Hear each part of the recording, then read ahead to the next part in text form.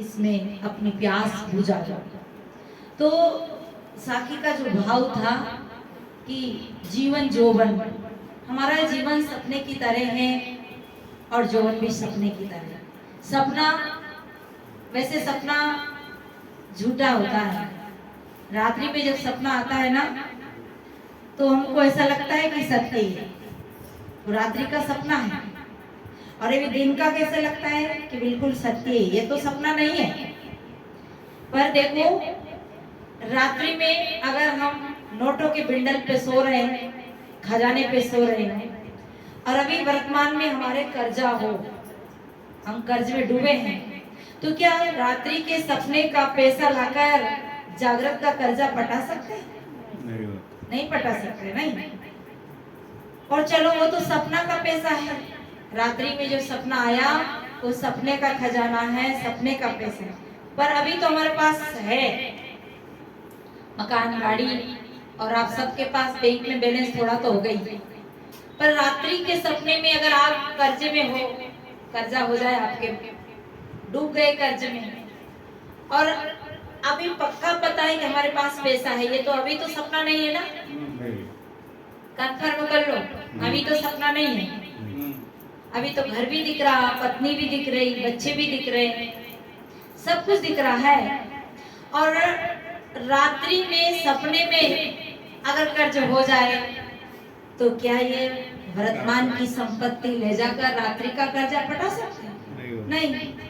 तो दोनों सपने हुए, ना वो ना ये, दोनों ही सपने। पर दोनों में आप है, आपका हेता का, अपने स्वतः का बोध अगर है तो हम इस सपने के संसार से उठकर असली सुख की ओर हम जा सकते हैं। सपना झूठा है, छूटने वाला है, टूटने वाला है, तो ये वर्तमान भी झूठा है और छूटने वाला है, टूटने वाला है। आधा तो छूट ही गए, कितना बचा बताओ? आज सबकी यहाँ बेटे आप 60 के ऊपर के ही होंगे, 60 की उम्र है ना?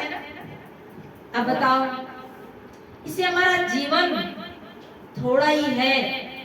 अब हम कितनी जल्दी कर ले अपना कल्याण के काम के। 8 हफ्ते में एक दिन सत्संग करने से क्या हमारी मुक्ति हो जाए? ने हफ्ते में सोमवार के सोमवार, और बीच के दिन कहाँ जाएंगे? इसलिए सत्संग, सत्य संग, उस सत्य को पा लेना, उस सत्य में ठहर जाना, उस सत्य को जान लेना। वो सत्य क्या है? वो स्व, सब नष्ट हो जाता है, सब मिट जाता है, पर एक ही है सत्य जो कभी छूटता मिटता नहीं। लोग क्या बोलते हैं, शमशान में जाते हैं तो राम नाम सत्य, और सत्य बोलिया गद्य। तो इस जीवन रहते हुए, जौवन रहते हुए, धन रहते हुए, राज रहते हुए, पद रहते हुए उस सत्य को पा लिया तो सब कुछ पा लिया, और अगर वो नहीं पाया तो कुछ नहीं पाया। अभी धीरे धीरे हमारा जीवन खिसक रहा है, खिसक रहा है। कितने मर गए हम, मतलब हमारी कितने मरने का एक वो होता है जब शरीर छूटता, पर अभी हम कितने मर गए। बचपन मर गया, जवानी मर गई, काले बाल थे ना, कहाँ गए वो? चला गए, नहीं चाहते हुए भी चला गया। भंवर उड़े बाग बेटी जाई, रेन गए देशों चली जाई। हल हल कांपे बाला जीव, ना जाने का करिए भीव। कांचे बासन टिके ना पानी, उड़ गए हंस काया हंस उड़ जाएंगे, और ये सपना का संसार यही छूट जाएगा। इसलिए सपने में रहते हुए अपना काम कर लो, सपने में रहते हुए अपना काम कर लो। तो अब समय भी हो रहा है, इसका भाव साफ बताएंगे और मैं अपनी वाणी को यहीं विराम देती हूँ। बोलो सद्गुरुदेव की जय। साहब से खर्चा बोलने तो और सरल हिंदी में खर्चा, कर्जा, अपू अपू अपो लोन लोन ಕಷ್ಟ ಕಷ್ಟ ಲೋನು ಬೋಲಿಯೇ ಶ್ರೀ ಸತ್ನಾಮ ಕಬೀರ್ ಸಾಹೇಬ್ ಕಿ ಜೈ. ಇಲ್ಲಿ ಭೋಜ ಭೋಜ ಅಂದ್ರೆ ಮೂಟೆ ಬರುವ ಭಾರ. ಭಾರ ಇದನ್ನ ಹೊತ್ಕೊಂಡು ತಿರುಗ್ತಾ ಮೂಟೆಯ ಭಾರವನ್ನ ಹೊತ್ಕೊಂಡು ತಿರುಗ್ತಾ ಇದ್ದೀವಿ ನಾವು ಜೀವನದಲ್ಲಿ. ಮಾಯಾ ಸಂಸಾರದ ಈ ಎಲ್ಲ ವಿಚಾರಗಳು ಭಾರ ಇದ್ದಂಗೆ. ಕಲ್ಯಾಣದ ಇಚ್ಛೆಯನ್ನು ಸೌದ ಮಾಡಿ ಅಂದ್ರೆ ನೀವು ಅದನ್ನ ಗಳಿಸೋ ಇಚ್ಛೆ ಮಾಡಬೇಕು. ಸ್ವಾರ್ಮ ಅಂತ ಹೇಳ್ತಾರ, ಪ್ರಮಾಣ ಮಾಡಬೇಕು. ನಾನು ಇದನ್ನ ಗಳಿಸ್ಕೊಳ್ಳೇಬೇಕು, ನಾನು ಇದನ್ನ ಗಳಿಸ್ಕೊಳ್ಳೇಬೇಕು. ಯಾವ ರೀತಿ ಅಂದ್ರೆ ಬಾಯಾರಿಕೆ ಆದಾಗ ನೀರು ಕುಡಿತೀವಿ, ಹಸುವಾದಾಗ ಆಹಾರ ಸೇವಿಸ್ತೀವಿ. ಅದೇ ರೀತಿ ನಾವು ಕಲ್ಯಾಣವನ್ನ ಮಾಡ್ಕೊಳ್ಳೇಬೇಕು ಅನ್ನೋದು ನಾವು ಸೌದ ಮಾಡ್ಕೊಳ್ಬೇಕು, ಪ್ರಮಾಣ ಮಾಡ್ಕೊಳ್ಬೇಕು. ನಮಗ್ ನಾವೇನೆ ಜ್ಞಾನದ ಸಾಗರ ಜಿಜ್ಞಾಸುಗಳಾಗಬೇಕು. ನಾವು ಜ್ಞಾನವನ್ನ ತಿಳಿಯೋ ಜಿಜ್ಞಾಸುಗಳಾಗಬೇಕು. ಮತ್ತು ಸ್ವಪ್ನದ ಉದಾಹರಣೆ ಕೊಟ್ಟರು, ಜಾಗ್ರತೆಯ ಉದಾಹರಣೆ ಕೊಟ್ಟರು. ಸ್ವಪ್ನದಲ್ಲಿ ನಾವು ನೋಟಿನ ಹಾಸಿಗೆ ಮೇಲೆ ಮಲಗಿಬಿಟ್ಟಿದ್ವಿ. ಆ ನೋಟಿನ ಹಾಸಿಗೆ ಮೇಲೆ ಮಲಗಿದ್ದು ನೋಟೆ ಅದನ್ನ ನಾವು ಜಾಗ್ರತೆಯಲ್ಲಿ ತೆಗೆದುಕೊಂಡು ಖರ್ಚು ಮಾಡಕ್ಕಾಗತ್ತಾ? ಅದು ಉಪಯೋಗಿಸ್ಕೊಳಕ್ಕಾಗತ್ತಾ? ಆಗದಿಲ್ಲ. ಸ್ವಪ್ನದಂತೆ ಜೀವನ. ಈ ವರ್ತಮಾನವೂ ಅಷ್ಟೇ ಸ್ವಪ್ನದಂತೆನೆ. ಯೌವನ ಕಳೆದ್ವಿ, ಬಾಲ್ಯ ಕಳೆದ್ವಿ, ಅವೆಲ್ಲ ಸ್ವಪ್ನದಂತೆ ಕಳೆದೋಯ್ತು ಜೀವನ. ನಮ್ಮಲ್ಲಿದೆ, ಮನೆ ಇದೆ, ಗಾಡಿ ಇದೆ, ಅದು ನಿಜ ಜೀವನದಲ್ಲೂ ಇದೆ. ಅದರ ಸ್ವಪ್ನದಲ್ಲೂ ಕಾಣ್ತೀವಿ. ಆದ್ರೆ ಅವೆಲ್ಲ ಮುಂದಿನ ದಿನಗಳಲ್ಲಿ ನಮ್ಗೆ ಕೆಲಸಕ್ಕೆ ಬರುತ್ತಾ? ಬರೋದಿಲ್ಲ. ದೇಹ ಶಿಥಿಲವಾಗ್ಬಿಟ್ರೆ ಅವ ಯಾವ್ದು ನಾವು ಓಡಿಸಕ್ಕೆ ಆಗಲ್ಲ. ಯಾವುದೋ ಗಾಡಿ, ಮನೆ ಇಂಥ ಕಡೆ ಇರುತ್ತೆ. ಈ ಎರಡರಲ್ಲೂ ಇದ್ದೀರಾ, ವರ್ತಮಾನದಲ್ಲೂ ಇದ್ದೀರಾ, ಸ್ವಪ್ನದಲ್ಲೂ ಇದ್ದೀರಾ. ಈ ರೀತಿ ನಮ್ಮ ಜೀವನ ಅರ್ಧ ಕಳೆದೋಯ್ತು. ಯಾಕೆ? ಮಾಯಾ ಸಂಸಾರದಲ್ಲೇ ಇದ್ದು ಸ್ವಪ್ನದಂತೆ ಕಳೆದೋಯ್ತು ಜೀವನ. ಕೆಲವು ದಿನಗಳು ಯಾವಾಗೋ ಏನೋ ಗೊತ್ತಿಲ್ಲ. ಸೋಮವಾರ, ಪ್ರತಿ ಸೋಮವಾರ ಸತ್ಸಂಗದಲ್ಲಿ ಬಂದು ಏನ್ ತಿಳಿಬೇಕು? ಸತ್ಯ ತಿಳಿಬೇಕು. ನಮ್ಗೆ ಯಾವುದು ನಷ್ಟ, ಯಾವುದು ಲಾಭ ಅನ್ನೋದು ಸತ್ಸಂಗದಲ್ಲಿ ಗೊತ್ತಾಗುತ್ತೆ. ರಾಜನಾಗಿರ್ಬೋದು, ಒಳ್ಳೆ ಪದವಿನಲ್ಲಿರ್ಬೋದು, ಅವೆಲ್ಲ ಕೆಲವು ದಿನಗಳು. ರಿಟೈರ್ಡ್ ನಿವೃತ್ತಿ ಮಾಡ್ಬಿಟ್ರು ನಮ್ಗೆ ಸರ್ಕಾರ. ನಾನು ಪೊಲೀಸ್ ಹುದ್ದೆನಲ್ಲಿದ್ದೆ. ಇವಾಗ ನನ್ಗೆ ಅಧಿಕಾರ ಏನು ನಡೆಯಲ್ಲ. ಮೊದಲೆಲ್ಲ ನಮಸ್ಕಾರ ಮಾಡೋರು, ಇವಾಗ ಯಾರು ನಮಸ್ಕಾರನೂ ಮಾಡಲ್ಲ. ಜೋಕ್ ಅಲ್ಲ, ಮಾಡೋದಲ್ಲ. ಇದು ಹೊರಗಡೆ ಹೇಳ್ತಾ ಇರೋದು.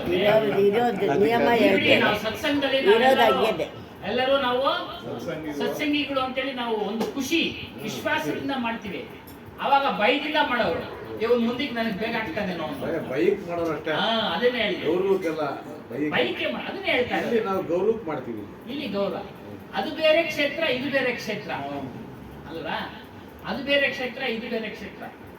ಹಾಗಾಗಿ ಏನಕ್ಕೆ ಹೇಳ್ಬೇಕು ಅಂದ್ರೆ, ಈ ಪದವಿ ಎಲ್ಲ ಕೆಲವು ದಿನಗಳು.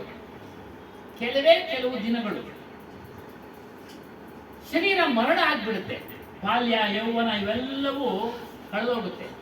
ಒಟ್ಟಾರೆ ನಮ್ಮ ಜೀವನ ಸ್ವಪ್ನದಂತೆ. ಏನೇನೋ ಕನಸು ಕಾಣ್ತೀವಿ, ಆ ಕನಸೆಲ್ಲ ಇಲ್ಲೇ ಇರೋದಿಲ್ಲ. ಆ ಲಾಸ್ಟ್ ನಲ್ಲಿ ಒಂದು ಹಾಡಿದೆ, ಕೊನೆಯಲ್ಲಿ ಒಂದು ಹಾಡಿದೆ. ಜಗದಲ್ಲಿ ಕಟ್ಟುತ್ತಿರುವ ಮನೆಯ, ಆ ಮನೆ ಮುಗ್ದೋದ್ರೊಳಗೆ ಇವನು ಹೊರಟೋಗ್ಬಿಡ್ತಾನೆ. ಆ ಹಾಡು ಬಹಳ ಚೆನ್ನಾಗಿದೆ. ಅದನ್ನ ಹಾಗಾಗಿ ಚಿಂತನೆ ಮಾಡ್ತಾ ಇರ್ತೀವಿ. ಹಾಗಾಗಿ ನಾವು ಸಮಯವನ್ನ ಬಿಡುವು ಮಾಡಿಕೊಂಡು ಸತ್ಸಂಗದಲ್ಲಿ ಭಾಗಿಯಾಗಿ ಸತ್ಯವನ್ನ ತಿಳಿಬೇಕು. ಆ ಸತ್ಯ ಯಾವುದು ಅಂದ್ರೆ ನಮ್ಮೆಲ್ಲರ ಸ್ವರೂಪ, ಅದು ಅವಿನಾಶಿ ಅಂತ ಆಗ್ಲೇ ಹೇಳಿದ್ರು. ಅವಿನಾಶಿ, ನಾಶ ಇಲ್ಲ ಅದಕ್ಕೆ ವೃದ್ಧಾಪ್ಯ ಇಲ್ಲ. ಅದಕ್ಕೆ ಯಾವಾಗಲೂ ಬಾಲ್ಯದಂತೆ ಅರಿವು ಸ್ವರೂಪ, ಅದು ಯಾವಾಗಲೂ ಬಾಲ್ಯದಂತೆ ಇರುತ್ತೆ. ಎಷ್ಟು ನೆನಪಿಟ್ಕೊಳ್ತಾನೆ ಹುಡುಗ ಬಾಲ್ಯದಲ್ಲಿ. ಯೌವನದಲ್ಲ ಸ್ವಲ್ಪ ಕಡಿಮೆ ಆಗ್ಬಿಡುತ್ತೆ, ಆಮೇಲೆ ವೃದ್ಧಾಪ್ಯದಲ್ಲಿ ಇನ್ನೂ ಕಡಿಮೆ ಆಗ್ಬಿಡುತ್ತೆ, ಬಾಹ್ಯ ಹೊರಗಡೆ. ಆದರೆ ಆ ಅರಿವು ಯಾವತ್ತೂ ತನ್ನ ಅರಿವನ್ನ ಕಳ್ಕೊಳ್ಳಲ್ಲ, ಅದು ಇದ್ದಾಗೆ ಇರುತ್ತೆ. ಅದೇ ನಮ್ಮ ಚೈತನ್ಯ ಸ್ವರೂಪ, ಅದನ್ನ ಆತ್ಮ ಅಂತ ಹೇಳ್ತಾರೆ. ಹಾಗಾಗಿ ಬಹಳ ಅದ್ಭುತವಾದ ಒಂದು ವಿಚಾರಗಳನ್ನ ಕೇಳೋ ಭಾಗ್ಯ ನನಗೂ ಸಿಕ್ತು. ನಾನು ಹೇಳಿದೆ, ಯಾಕೆ ಹೇಳ್ಬಿಟ್ಟಿದ್ರೆ ನಾನು ರೆಸ್ಟ್ ತಗೊಳ್ತಾ ಇದ್ದೆ ಅಂತ ಹೇಳ್ತಾ ಇದ್ದೆ, ರೆಸ್ಟ್ ತಗೊಳ್ತಾ ಇದ್ದೆ ಅಂತ. ಅದಕ್ಕೆ ಅವ್ರು ಹೇಳಿದ್ರು, ಯಾಕೆ ರೆಸ್ಟ್ ತಗೊಳ್ಬೇಕು, ನೀವೆಲ್ಲ ನಿಮ್ಮ ಕೆಲಸನೇ ಅದು. ಅದನ್ನ ಸ್ವೀಕರಿಸಿದೀವಿ, ಬಹಳ ಅತ್ಯುತ್ತಮವಾಗಿತ್ತು, ಚೆನ್ನಾಗಿತ್ತು. अच्छा ऐसा है, बहुत अच्छा है. आपका वो मोबाइल आप देखना, सुनता ना वो छोटा छोटा हम बेचते हैं ना, वो कैसा बेचता है हमको मालूम नहीं. हमारा नंबर भी आपका हमारा नंबर आपका पास भी नहीं, कोई कैसा आता है छोटा छोटा. अच्छा ऐसा है, यूट्यूब में बहुत बहुत धन्यवाद साहब. ಹಾಗೆ बढ़ाइए साहब जी. ಸುನೀತಾ ಸಾಹೇಬರು ಮುಂದುವರೆದು ಮಾತಾಡಬೇಕು ಅಂತ, ಅದು ಅವರಿಗೆ ಕೊಡ್ತೀವಿ ಮೈಕು, ಅವ್ರೇನು ಹೇಳ್ತಾರೋ ಅದರಂತೆ. ये YouTube में डालते हैं ना, जो सब्सक्राइब किए रहते हैं उनके पास अपने आप आ जाता है, लिंक आ जाता है. बोलिए श्री सद्गुरुदेव की जय. పరమాదరణీయుడు నా హృదయ కమలంలో నివసిస్తున్న ఆచార్యవర్యుడు మరియు పూజ్యులైన సాహెబ్జీ గారు, నాతోటి సాధ్వినులు, భక్త బృందము, ఈరోజు అతి భాగ్యమైనటువంటి రోజు. మనకి సంత మహాత్ముల యొక్క దర్శనము, సాన్నిధ్యము, సత్యబోధన వినడానికి, దానిపైన నిల్చోడానికి మంచి అవకాశం అనేది దొరికింది. ఇప్పటి వరకు మన సాధ్విని గారు ఒక కథ చెప్పారు, చక్కటి కథ. అది మీకు ఎంత స్పష్టత వచ్చిందో లేదో నాకు తెలీదు. ఈ బరువును అనేది మనం సాంసారిక బరువును అనేది మోస్తున్నాము. అందరూ మోస్తున్నారా లేదమ్మా? మోస్తా ఉన్నారు కదా, ఇంకా మోస్తున్నారు కదా, పెద్ద పెద్ద బరువులు మోస్తున్నారు. బరువులను మోస్తూ కదా, మీ గురించి మీరు మర్చిపోకూడదు. ఎందుకంటే బరువును మోసే వాళ్ళు పుష్టిగా ఉంటే కానీ అది పూర్తి లక్ష్యం పెట్టి బరువును మోయలేరు. నేను 25 years వర్క్ చేశాను. వర్క్లో సిన్సియారిటీ అనేది చాలా అవసరం. ప్రొఫెసర్ వర్క్ చేశాను నేను. అందులో సిన్సియారిటీ, పిల్లల భవిష్యత్తు, అవునా, సబ్జెక్ట్ నాలెడ్జ్, ఇవన్నీ ఎట్ ఎ టైం అన్నీ అవసరం వస్తుంది. అంత సిన్సియారిటీతో, అంత లగ్నంతో, అంత లక్ష్యంతో వర్క్ చేయాలంటే నాకు ఈ పరమార్థం అనేది చాలా చాలా ఉపయోగపడింది. దయచేసి అందరు లక్ష్యాన్ని ఇక్కడ పెట్టాలండి. మనకెంతో తక్కువ సమయం దొరుకుతుంది సత్సంగ్కి. అందరూ కేవలం బయట నుంచి కాదు, లోపల నుంచి పెట్టండి. చిత్తము, మనసు, బుద్ధి, అహంకారాన్ని ఇక్కడే ఉంచి వినడానికి ప్రయాసం చేయండి. ఆ కథలో ఆ బరువుని మోస్తూ మనము మన గురించి కూడా చింతన చేయాలి. మనం ఏం చేస్తామండి? చింత చేస్తాం. చింత ఎలా చేస్తున్నాం? ఈ బరువును మోస్తున్నాను, అవునా, ఇది తీసుకెళ్ళగలుగుతానో లేదో, అంతవరకు సక్సెస్ఫుల్గా ఈ బరువుని నేను కర్తవ్యాన్ని పూర్తి చేయగలుగుతానో లేదో అనే చింతన అనేది మనకి తినేస్తుంది కదా. అన్నగారి పేరు ఏంటంటే మర్చిపోయాను, లోకేష్ గారు కదా. ఈ చింతన అనేది మనం చింతనలో పడి మన గురించి మనం మర్చిపోతున్నాం.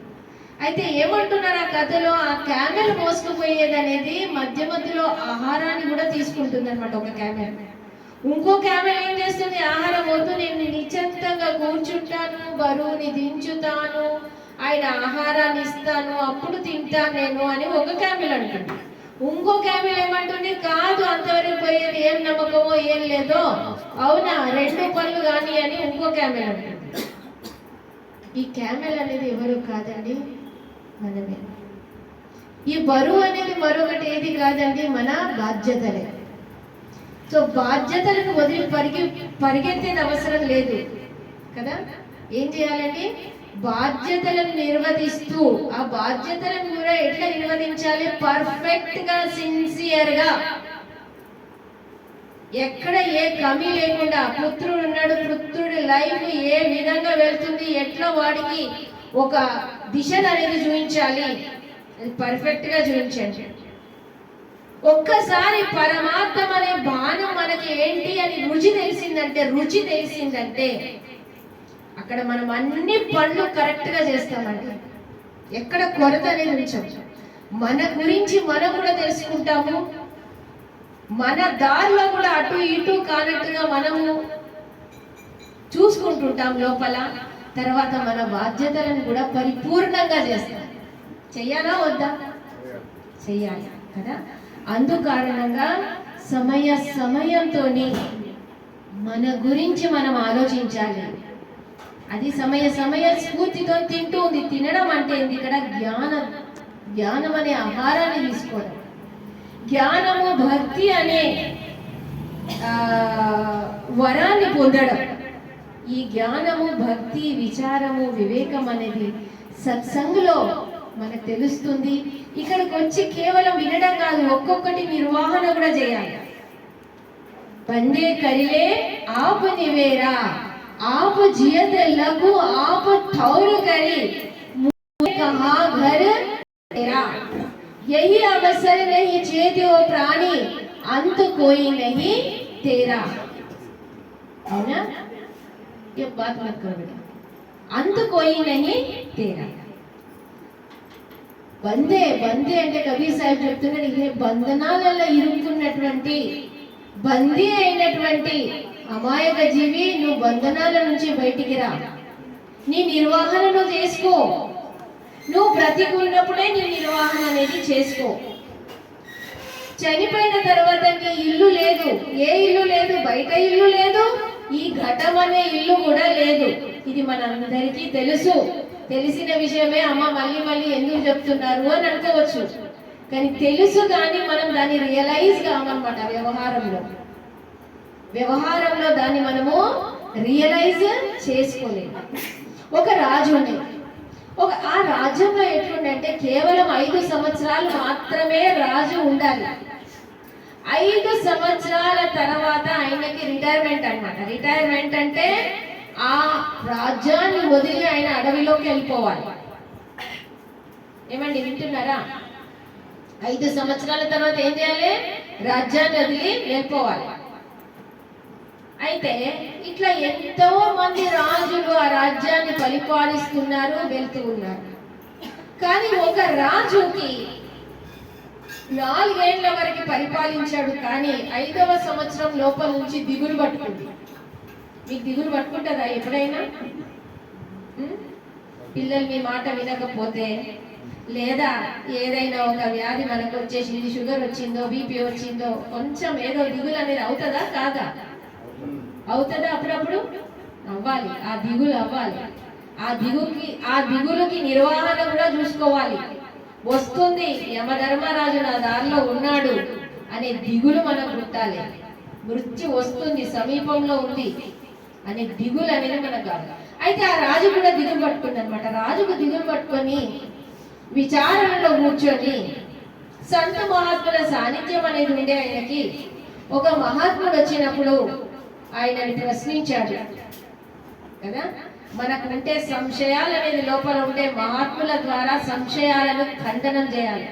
సంశయ సబ్ జగ ఖండియా, సంశయాలను అంతా ఖండన చేసుకోవాలి. మనము ఎటువంటి భ్రమలు ఉన్నాయో అన్ని భ్రమలను మనము తీసేసుకోవాలి. ఎవరి ద్వారా తీసేయగలుగుతాము?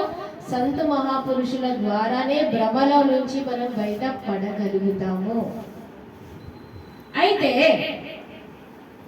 ఈ వ్యక్తి రాజు మహాత్ముని అడిగాడు, నాకు సంవత్సరం వరకే ఉంది దారి, నేను ఇంకా బయటికి వెళ్ళిపోవలసి వస్తుంది. అయితే ఆ మహాత్ముడు అన్నాడంటే, అరే నిశ్చింతంగా ఉండు, సంవత్సరం అనేది మీకు చాలా పెద్ద ఆయువు. అవునా? సంవత్సరం అంటే చాలా పెద్దది. నువ్వేమి దిగులు పడకు. నువ్వు ఈ రాజ్యంలో ఉంటూ నీవు ఇంకొక రాజ్యాన్ని ఏర్పరచుకో. అడవి లోపల ఏం చేస్తావు? అడవి లోపల మరొక రాజ్యాన్ని ఏర్పరచుకో. ఎటువంటి రాజ్యాన్ని ఏర్పరచుకుంటావంటే అక్కడికి వెళ్ళిన తర్వాత మళ్ళీ ఇంకొక చోటికి వెళ్ళే అవసరమే లేనట్టుగా రాజ్యాన్ని ఏర్పరచుకో. బాగా వినండి మా కథ అని చెప్పాడట. అది ఎట్లా సాధ్యం అవుతుందంటే, ఎందుకు సాధ్యం కాదు? నువ్వు రాజువి, నీ లోపల సత్తా ఉంది, నీ లోపల శక్తి ఉంది, నీ సేవలు ఇంతమంది ఉన్నారు, నీకేమీ లేదు, ఏం తక్కువ ఉంది చెప్పు, కనుక నువ్వు చేయగలుగుతావు. అదే విధంగా రాజు ఏం చేశాడట, ఆ సంవత్సరం లోపే అడవి లోపల ఒక పెద్ద ఇంకో రాజమహల్ని ఏర్పరిచేశాడు. ఆ సంపత్తిని ఉపయోగించుకుంటూ ఒక రాజమహల్ అనేది ఏర్పరిచేశాడు. ఇక్కడ ఏ విధంగా సేవకులు ఉన్నారో అక్కడ కూడా అదే విధంగా సేవకులను ఏర్పరిచి పెట్టేశాడు. ఇక్కడ చూస్తూ చూస్తూ సంవత్సరం గడిచిపోయింది. ఆ రాజు ఎక్కడికి వెళ్ళాడు? మళ్ళీ ఈ రాజ్యం వదిలేసి ఆ రాజ్యానికి వెళ్ళాడు. ఏ రాజ్యానికి? అడవిలో ఏర్పరచుకున్నటువంటి రాజ్యానికి. ఇది కథ, ఇది ఒక దృష్టాంతం. అవునా? రాజు ఎవరండి? రాజు ఎవరండి? జీవి. జీవి. 5 సంవత్సరాలంటే ఆయువు. ఆ ఆయువు 50 కావచ్చు, ఆ ఆయువు 5 కావచ్చు, ఆ ఆయువు అనేది 100 కావచ్చు. కానీ తప్పనిసరిగా ఈ రాజ్యాన్ని వదిలి వెళ్ళాలి. ఆ రాజ్యంలో ఉన్న కుటుంబ సభ్యులు, ఆ రాజ్యంలో ఉన్న మిత్ర బంధు బలగాలు, ఆ రాజ్యంలో ఉన్నటువంటి వైభవాలు, ఆ రాజ్యంలో ఉన్నటువంటి పేరు ప్రతిష్ట, ఇవన్నీ వదిలి తప్పనిసరిగా వెళ్ళాలి. ఎక్కడికి వెళ్ళాలి? అడవిలోకి వెళ్ళాలి. అడవి ఏంటండి ఇక్కడ? అడవి అంటే 84 యోనులు. అవునా? నానా రకాల జీవరాశులు ఎక్కడైతే ఉంటాయో అక్కడికి వెళ్ళవలసి వస్తుంది. మనం పెంచుకున్నటువంటి వాసన ప్రకారంగా మనము ఆ యోనిలలోకి జీవి ప్రవేశిస్తూ ఉంటుంది. అంతేనా కాదా? యదా బుద్ధి ఉంటే తదా మన నడవడిక అవుతుందన్నమాట. ఎటువంటి బుద్ధి ఉంటే అటువంటి యోని అనేది మనకు దొరుకుతుంది. చిన్న బుద్ధి ఉంది, సంకుచితమైనటువంటి బుద్ధి ఉందంటే కంపల్సరిగా పశు యోనిలలో పోవాలి. సంసారం ప్రతి ఎక్కువ ఆకర్షణ ఉంది, కోరికలు, ఆశ, ఆకాంక్షలు ఉన్నాయంటే పశు యోనిలకు తప్పనిసరిగా వెళ్ళాలి. హింసాత్మక బుద్ధి ఉంది, నిత్య ప్రతి క్రూర స్వభావం అనేది లోపల ఉంది అంటే క్రూర మృగాలమై పుడతాం. తప్పనిసరిగా గుర్తుపెట్టుకోండి. అవునా? ఎప్పుడు అజ్ఞానంలోనే ఉండాలనుకుంటున్నాము అంటే ఉష్మని కానిలో పోయి పుడతాం. ఎప్పుడు జ్ఞానం ప్రతి ప్రీతి విశ్వాసం అనేది మనకి లేదు. ఎక్కడైతే సద్విచారాలు జరుగుతున్నాయో, సత్య బోధన జరుగుతుందో అక్కడికి రుచి లేదు అంటే మనం యోనిలలో పుడతామండి, ఉష్మజ ఖానిలోకి పుడతాం. అంధకారంలో పుట్టడానికి మనము ప్రేరేపిస్తాం అన్నమాట. జీవి అక్కడికి ఆటోమేటిక్ గా వెళ్ళిపోతుంది. అర్థమవుతుందండి కదా? మనం ఎక్కడికి వెళ్ళాలి అంటే అది మన దగ్గరనే నిర్ణయం ఉందన్నమాట. సో సంత మహాత్ములు దొరికి పశు పక్షి. పక్షి ఎట్లాంటిదండి? పక్షి అనేది పరిగెత్తడమే. సంపాదనలో ఎంత పరిగెత్తుతూ ఉంటామో అవునా? అటువంటి వ్యక్తి అనేది ఏ యోనిలలోకి వెళ్తాడు? పక్షి యోనిలలోకి వెళ్తాడు. కేవలం సంపాదన దినము రాత్రి సంపాదన. పిల్లలకి టైం లేదు, పిల్లలకి టైం ఇవ్వట్లేదు, సద్బోధనకి సమయాన్ని ఇవ్వడం లేదు, సత్సంగకి సమయాన్ని ఇవ్వడం లేదు, పిల్లల ఆలన పాలన చూడడం లేదు. మన శరీరం ఆలోచన కూడా ఉంటుంది. వాళ్ళకి అంత సంపాదనలో పడతారు, అయితే బిజినెస్ లో పడతారు. కొంతమంది తిండికి కూడా సమయం ఉండదు. ఒక ఇడ్లీ అక్కడ పెట్టేస్తారు, ఇట్లా వదిలేసి ముడుకుతూనే ఉంటారు. చాలా మందికి మనం చూస్తాం కదా. అటువంటి జీవులు ఎటువంటి యోనిలలో పుడతారండి? పక్షి యోనిలలో పుడతారు. ఒక నిలకడ అనేది ఉండదు, ఒక చెట్టు మీద నిలకడ వాళ్ళకు ఉండనే ఉండదు. చూడండి, ఏ యోనికి పోవాలో మనమే డిసైడ్ చేస్తున్నాం. అంతేనా కదా? ఇంకా ఏ భగవంతుడు అన్న చెప్తున్నాడా నువ్వు పశు యోనులకు వెళ్ళు, నువ్వు పక్షి యోనులకు వెళ్ళు అనేసి? లేదు, మనమే చేస్తున్నాం. జీవైకర్త, జీవియే కర్త అవుతున్నాడు. ప్రతి దానికి కర్త జీవియే.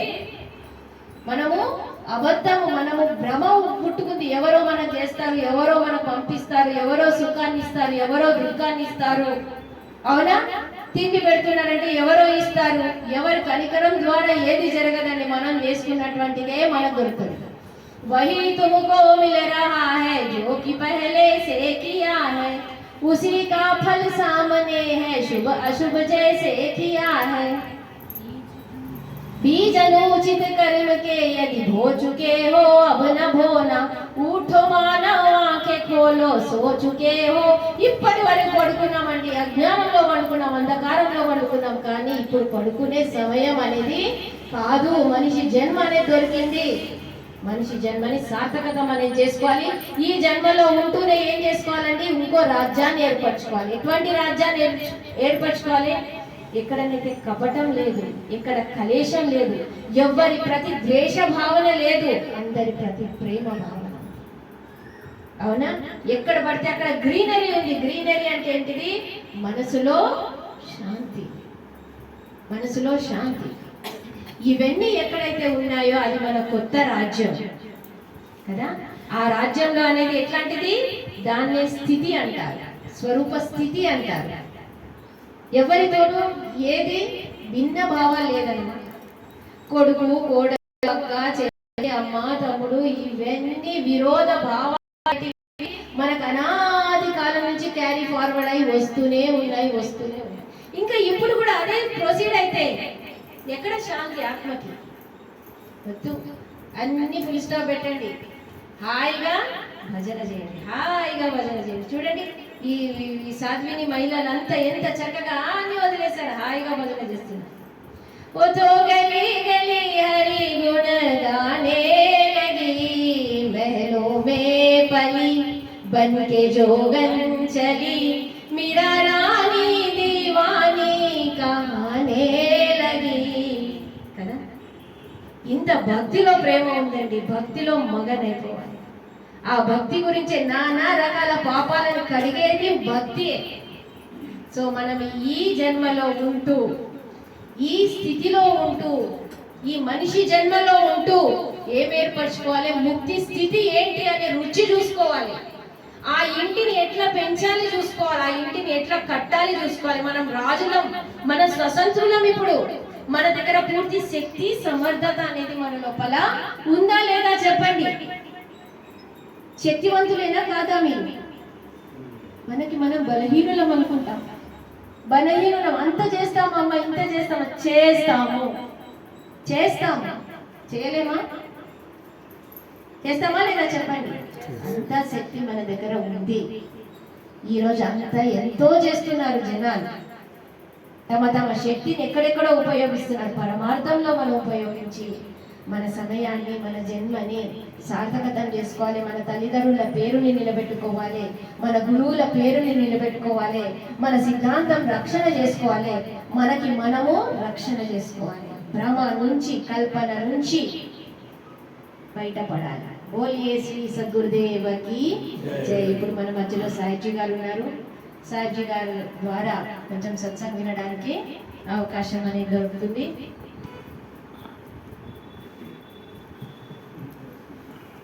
ఏ మైక్ బాగుంది కదా బిడ్డ, ఇది పెట్టండి. స్టాండ్ పెట్టాల్సి వస్తుంది. అది చిన్నగా వస్తుంది. सर अपन 7 तक के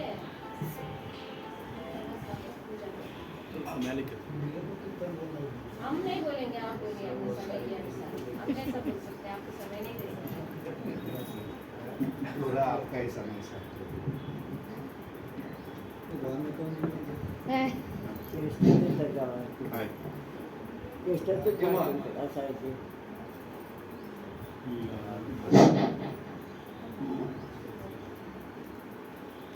बीच में भाई जी आप कन्नड़ में प्रयास करूंगा साहब जी, प्रयास करूंगा. बीच में पानी पीने इधर उधर नहीं करना है. ಹಾಂ ಸಾಹೇಬ್. ಕೇಳಿಸ್ಕೊಂಡ ಲಕ್ಷ ಗೋವಿಂದ? ಉದ್ಧಾರ. ಹಾ. ಇಲ್ಲಿ ಓಡಾಡಬಾರ್ದು ಅಂತೆ. ಅದೇ ನಾವೇನು ಓಡಾಡಲ್ಲ. ಓಡಾಡ್ತಾ ಮಾತಾಡ್ತಾ ಇರ್ತೀಯಲ್ಲ ಅವಾಗಿಂದ ಡಿಸ್ಟರ್ಬ್ ಕರ ಅದಾಗ್ಲೇದು ಆಗ್ಲೇ ಏನಾಗ್ಬೇಕು ಅಲ್ಲಿ ಇಟ್ಬಿಡು ಕೇಳಿಸ್ಕೊಂತಾ ಇರ್ತಾರೆ. बोलो श्री सद्गुरुदेव की जय। परम आदरणीय साधु बहने जी, हमारे डबल रोड कबीर मंदिर के महंत जी, भाग्यमा नागराज के सुपुत्र गौरीशंकर जी, लक्ष्मी मैया ने गुजरे, वो अंदर है सर, थोड़ा कम है। हमारे सत्संग प्रेमी बंधु तथा माताएं, अभी तक हम लोगों ने भजन सत्संग बड़ा सुंदर ढंग से श्रवण किया।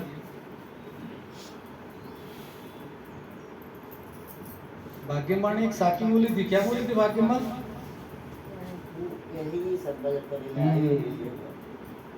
भाग्यमां साखी बोली और कन्नड़ में बोली, तो आप लोगों को सब समझ में आ गया। अब मैं हिंदी बोलता हूँ, आप लोगों को समझ में नहीं आता है तो भी आप बड़े प्रेम से सुनते हैं। ऐसा ही मैं हनुमान साहब के मंदिर डबल रोड में रहता था, 2-2 महीना वो कुटुंब सेवा करती थी और शाम को 3 तो 5 तक सत्संग होता था और ऐसी माता ध्यान पूर्वक सुनती थी। तो मेरे को लगा कि बहुत अच्छे सुन रहे। तो एक दिन एक माता को मैंने पूछा तुम्हारा नाम क्या है, तो उसको कुछ भी समझ में नहीं आया। तो मैं ये जब हिंदी नहीं समझती इतने प्यार प्रेम से सुनते कैसे, तो थोड़े से वो क्या नाम था उनका, निर्मल दास जी मानते थे, कभी वो कन्नड़ मतलब वो अनुवाद करते थे, कभी कभी दत्तात्रेय जी करते थे। तो मैंने देखा कि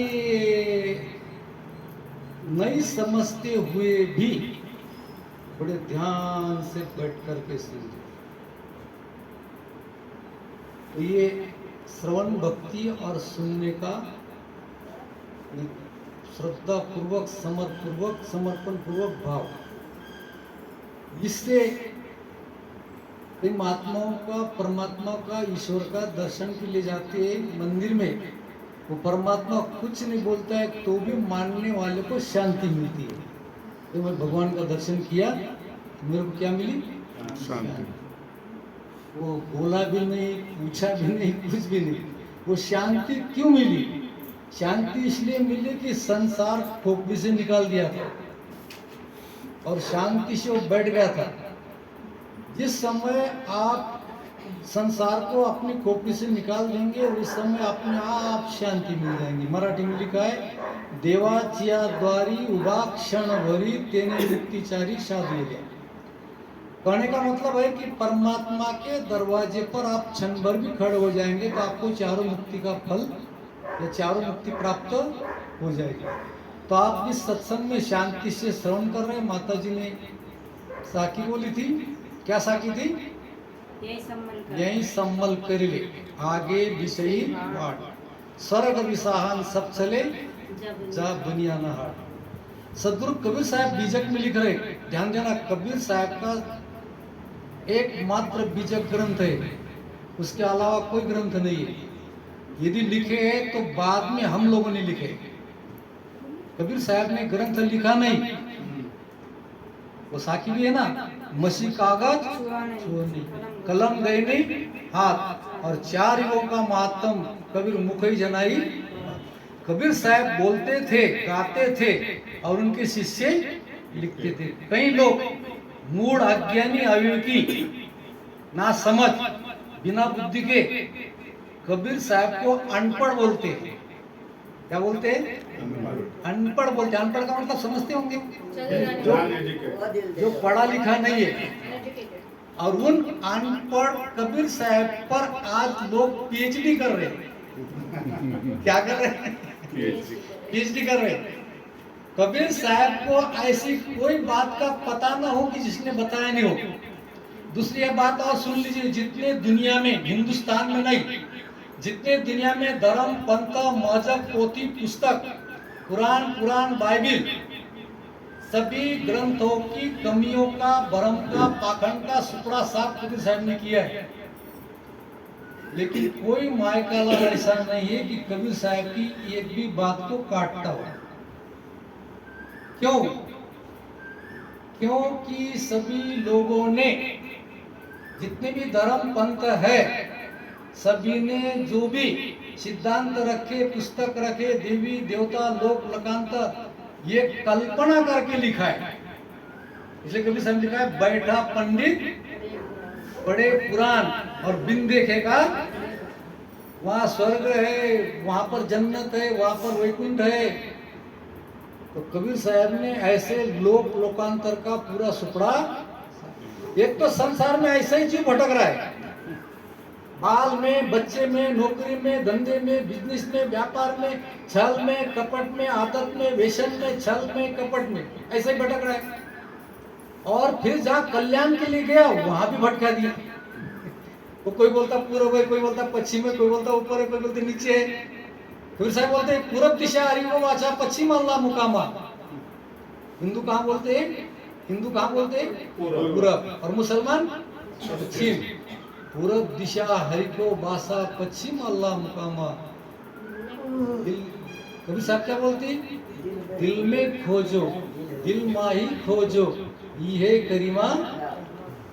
हिंदू राम मानते हैं और मुसलमान करीम। हिंदू महादेव मानते, मुसलमान मोहम्मद। हिंदू ब्रह्मा मानते, मुसलमान आदम। तो कोई पूरब में और पश्चिम में बोलते यही संबल कर ले, यही मने इसी मानव जीवन में संबल मने अपना जो कल्याण है, अपना जो शांति है, अपना जो स्वरूप को प्राप्त करना है, तो यही होगा, आगे नहीं। तो आगे क्या लिखा है? आगे विषयी। इस मनुष्य जीवन को यदि छोड़ दिया तो आगे पशु पक्षी कृमि कीटक जो 84 लाख योनि है, इसमें विषय भोगी है, इसलिए वो भोग भूमिका है। मानवोत्तर जो खानी है वो क्या है? मानवोत्तर, मानव को छोड़ के अन्य खानी क्या है? भोग भूमिका। और मानव खानी क्या है? कर्म भूमिका है। इसलिए कबीर साहब कहते हैं कि यही सत्कर्म करके अपना जीवन का कल्याण कर लो, आगे तुम्हारा कल्याण होने वाला नहीं है। लेकिन और ग्रंथ में ऐसा लिख दिया कि गजेंद्र मोक्षे। गजेंद्र मोक्ष मालूम? हाथी का भी कल्याण हो गया, भागवत में लिखा है, रामायण में लिखा है कि इनका गरुड़, वो था ना, क्या नाम है इसका, वो सीता को रावण ले जा रहा था, जटायु। जटायु। वो राम ने जटायु का मोक्ष कर दिया। पशु का मोक्ष, पक्षी का मोक्ष, जानवर का मोक्ष। कबीर साहब कहते मोक्ष सिर्फ मानव का ही हो सकता है। और मोक्ष का मतलब है कोई लोक लोकांतर की प्राप्ति नहीं, मोह का क्षय। अपने अंतकरण में जो संसार बसा हुआ है, उस संसार का नाश कर दिया तो हमारा मोक्ष हो सकता है। थोड़े कन्नड़ में बोलिएगा, माइक दीजिए उनको। ये माइक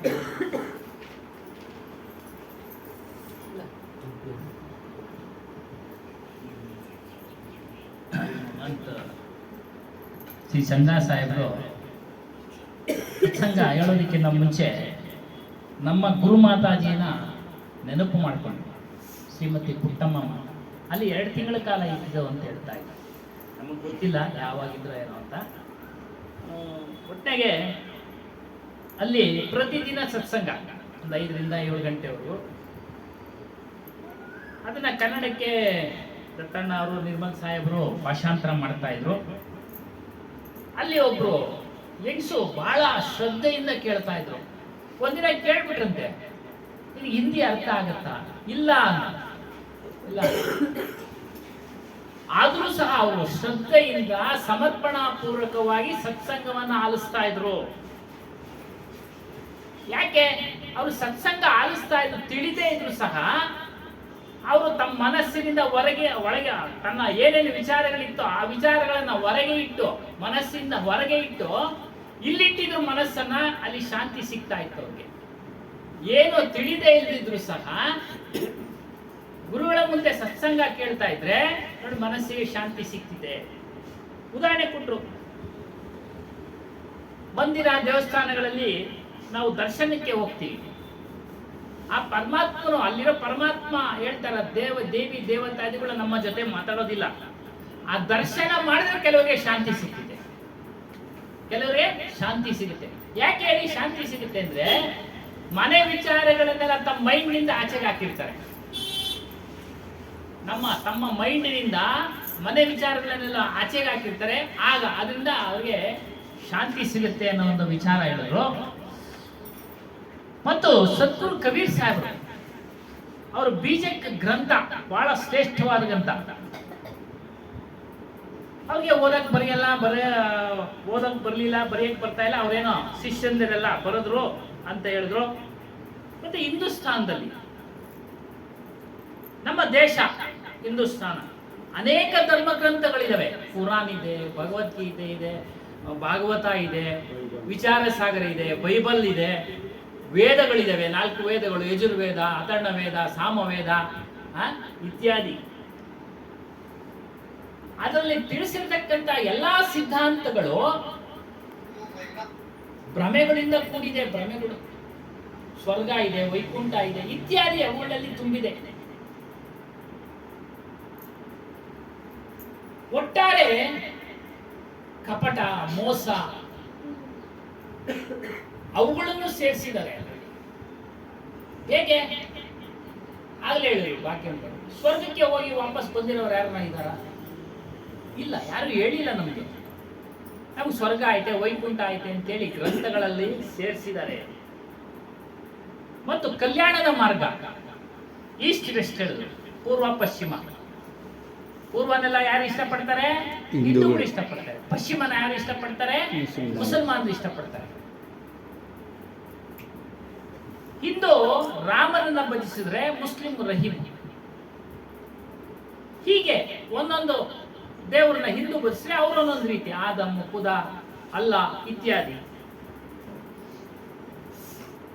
ಇವುಗಳಿಂದ ಕಲ್ಯಾಣ ಆಗತ್ತೆ ಅನ್ನೋದು ಭ್ರಮೆನ ಆ ಒಂದು ಗ್ರಂಥಗಳಲ್ಲಿ ತುಂಬಿದ್ದಾರೆ.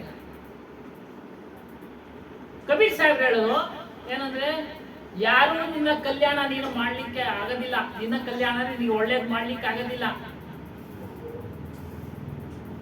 ನೀನೇ ಮಾಡ್ಕೊಳ್ಬೇಕು. ಗೀತೆಯಲ್ಲಿ ಹೇಳ್ತಾ ಇರ್ತೀವಿ, ಏನು ಉದ್ಧಾರಾತ್ಮೇನ ಉದ್ಧಾರಾತ್ಮ ಅಂದ್ರೆ ನಿನ್ನ ಉದ್ಧಾರವನ್ನ ನೀನೇ ಮಾಡ್ಕೊಳ್ಬೇಕು. ಅದನ್ನ ಇಲ್ಲಿ ರಿಪೀಟ್ ಮಾಡ್ತಾ ಇದ್ದಾರೆ, ನಿನ್ನ ಉದ್ಧಾರ ನೀನೇ ಮಾಡ್ಕೊಳ್ಬೇಕು, ಬೇರೆ ಯಾರು ಮಾಡ್ಲಿಕ್ಕೆ ಸಾಧ್ಯ ಇಲ್ಲ.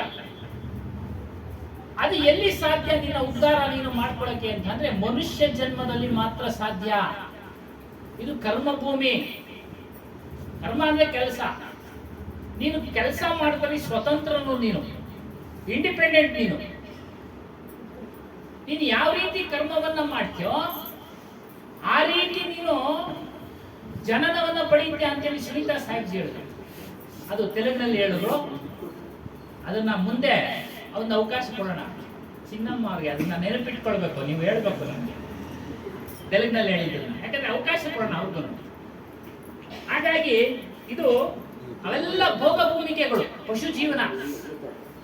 ಏನು ಆಹಾರ, ನಿದ್ರಾ, ಮೈಥುನ, ಭಯ ನೋಡಿ ಅಷ್ಟೇ. ಹಾಗಾಗಿ ಹೇಳ್ತಾ ಇರ್ತಾರೆ ನಮ್ಮ ಸ್ವಾಮೀಜಿಗಳು, ಅದನ್ನ ನಾನು ಹೇಳ್ತಾ ಇರ್ತೀನಿ. ಎಲ್ಲ ಗುರುವಚನನೇ, ನಾವು ಸ್ವಂತದ್ದೇನು ಅಲ್ಲ. ನಾವು ಪ್ರೊಫೆಸರ್ ಅಲ್ಲ ಸುನೀತಾ ಸಾಹೇಬ್ರಂಗೆ. ಕಾಕಾ ನಾಸ್ತಿ ಕಾನಾ ಜಾಸ್ತಿ ಅಂತ ಅಂದ್ರೆ ತಿನ್ನೋ ಜಾಸ್ತಿ, ನಾವು ಓದೋದು ಕಡಿಮೆ, ಓದಿರೋದು ಕಡಿಮೆ. ಆದ್ರೂ ಸಹ ನಮ್ಮ ಗುರು ಕೊಟ್ಟಿರ್ತಕ್ಕಂಥ ಜ್ಞಾನದ ಶಕ್ತಿಯಿಂದ ಒಂದು ಸ್ವಲ್ಪ ಹೇಳ್ತಾ ಇದೀವಿ. ಅದನ್ನೆಲ್ಲ ಹೊಟ್ಟೆ ಹಾಕೊಂಡು ನಮ್ಗೆ ಕ್ಷಮಿಸಿ ತಪ್ಪಿದ್ರೆ ಮತ್ತೆ ಬರೋಣ. ಕಮ್ಮಿ ಬಿಡಿ ಸರ್, ಹಂಗಲ್ಲ ಮಾತಿನಲ್ಲಿ ಆಹಾರ ಅಂತ. ಒಟ್ಟಾರೆ ಮಾನವ ಶರೀರ ಜನ್ಮ ಕರ್ಮಭೂಮಿ ಡಿಪೆಂಡೆಂಟ್. ನೀನು ಶುಭ ಕರ್ಮವನ್ನು ಮಾಡ್ಬೋದು, ಅಶುಭ ಕರ್ಮವನ್ನ ಮಾಡ್ಬೋದು. ಇಲ್ಲಿ ಹೇಳ್ತಾ ಇದ್ದಾರೆ ಶುಭ ಕರ್ಮವನ್ನ ಮಾಡು, ಕಲ್ಯಾಣಕ್ಕೆ ಕಾರಣವಾಗಿರ್ತಕ್ಕಂಥ ಕರ್ಮವನ್ನ ಮಾಡು. ಮತ್ತೆ ಇನ್ನೊಂದು ವಿಚಾರಗಳನ್ನ ತಿಳಿಸಿದ್ದಾರೆ. ಹಾಗಾಗಿ ಪ್ರಸ್ತಾಪ ಮಾಡ್ತಾ ಇರ್ತೀವಿ. ಗಜೇಂದ್ರ ಮೋಕ್ಷ ಕೊಟ್ಬಿಟ್ಟ, ಜಟಾಯು ಮೋಕ್ಷ. ಏನೋ ರಾಮ ಜಟಾಯು ಮೋಕ್ಷ ಕೊಟ್ಬಿಟ್ಟ. ಮತ್ತು ಲೋಕಾಂತರ ವಿಚಾರಗಳು. ಮೋಕ್ಷ ಅಂದ್ರೆ ಮೋಹವನ್ನ ಕ್ಷಯ ಮಾಡ್ಕೊಳ್ಳೋದು, ಸಂಸಾರದ ಮೇಲಿರ್ತಕ್ಕಂಥ ಮೋಹವನ್ನ, ಒಂದು ಬಳಗದ ಮೇಲಿರ್ತಕ್ಕಂಥ ಮೋಹವನ್ನ ಕ್ಷಯ ಮಾಡಿಕೊಂಡ್ರೆ ನಮ್ಮ ಮನಸ್ಸು ಶಾಂತಿ ಆಗ್ಬಿಡುತ್ತೆ, ನಮ್ಮ ಮನಸ್ಸು ಸಂತೋಷವಾಗ್ಬಿಡುತ್ತೆ ಅನ್ನೋ ಒಂದು ವಿಚಾರವನ್ನ ಪ್ರಸ್ತಾಪ ಮಾಡಿದ್ರು. ಹಾಗಾಗಿ ಸಾಹೇಬ್ಜಿ ಹಾಗೆ ಬಡಾಯಿ ಸರ್. हम लोग सब यहाँ पर सत्संग में बैठे, यदि हम पूरा समर्पित भाव से बैठे हैं, तन को मन को लगा करके, चित्त को लगा के, उस समय के लिए हमारे दिल दिमाग से संसार अलग हो गया। कोई बाल नहीं, बच्चे नहीं, नौकरी नहीं, धंधा नहीं, बिजनेस नहीं, व्यापार नहीं। और यदि हम समर्पित भाव से यहाँ नहीं है तो झट से अरे मैंने ताला नहीं लगाया, मेरा दरवाजा थोड़ा सा झलक ऐसी आ गई तो हमको संसार ने पकड़ लिया। अच्छा, ताला नहीं लगा, दरवाजा नहीं लगा तो यहाँ बैठे बैठे तो लगा नहीं सकते लगा सकते क्या? वो तो लगा है, नहीं लगा है, जैसा होने वाला वैसा होगा। तो हम लोग ये सत्संग सुन रहे, ऐसे ही लोग अनंत धर्म पंथ वाले सत्संग सुनाते, वो भी सत्संग सुनाते, लेकिन वो कोई देवी में, देवता में, पूजा में, पाठ में, होम में, हवन में लगाते जीव को। वो कैसा है? वो ऐसा है जैसा बच्चा नर्सरी में जाता है, KG1, KG2, फर्स्ट सेकंड ऐसा आगे चल करके फिर कॉलेज में जाता है, फिर बड़ी बड़ी सिटी में करके बड़ी बड़ी पदवी और क्या बोलते हैं पोस्ट हासिल। तो ऐसे कबीर पंथ के अंदर भी कबीर जैसा बच्चा है, पढ़ने को जाता है तो ग पढ़ाते, ग क ख ग पढ़ाते, तो गणेश का गणेश का है ना। लेकिन क्या PhD जिस समय करता है, कॉलेज में समय चलता है, उस समय ग पढ़ता है नहीं पढ़े, इसको वहीं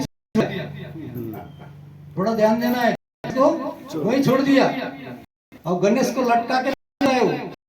और यदि वो गणेश लटका के घूमे तो PhD प्राप्त करेगा नहीं।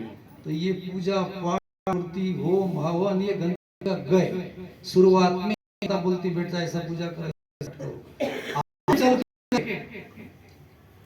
साहब का बीजक सभी बंध से मुक्त कराता है। फिर साकी क्या बोलती है? स्वर्ग सब स्वर्ग प्राप्ति के लिए, जन्नत प्राप्ति के लिए, लोकांतर प्राप्ति के लिए कबीर साहब ने बीजक सभी लोकांतर का सुपड़ा, कहीं पर भी लोकांतर नहीं है, कहीं नहीं है लोकांतर। मान लीजिए लोकांतर है और वहां जीव गया तो जाने के बाद भी फिर वापस आना पड़ा। छिन्न पुण्य मूर्ति लोग लिखा है कि पुण्य के बल पर, जैसे अभी दान, धर्म, पूजा कर, पाठ कर रहे पुण्य, तो पुण्य के बल पर स्वर्ग में तो क्षीण होने के बाद में फिर उसको धक्का करके उसका जन्म मरण नहीं, वो स्वरूप स्थिति बनती नहीं, मोक्ष नहीं, और चालू ही रहता है। तो कबीर साहब आना मतलब एक व्यापार करने वाला बनिया बात भी होती है। ब्राह्मण का खाना, पढ़ना, यज्ञ करना, दान देना, क्षत्रिय का युद्ध करना, करवाना, और बनिया का काम व्यापार। इधर वैश्य बोलता है, उसको वैश्य तो शादी भी है, ब्राह्मण, क्षत्रिय, वैश्य, चार है कला के क्षेत्र में। तो ये चार वर्ग वैश्य का व्यापार करना। तो कबीर साहब कहते हैं कि वो जा रहा है जीव वहां पे जहाँ बनियाना हाट, वहाँ बाजार नहीं है, बनिया नहीं है, दुकानदारी नहीं है, लेकिन वहां पर जा रहे। और लोगों ने, मेरा कहने का मतलब अभी जहाँ बनिया व्यापार नहीं, वहां भी लोगों ने दुकानदारी लगा दी है।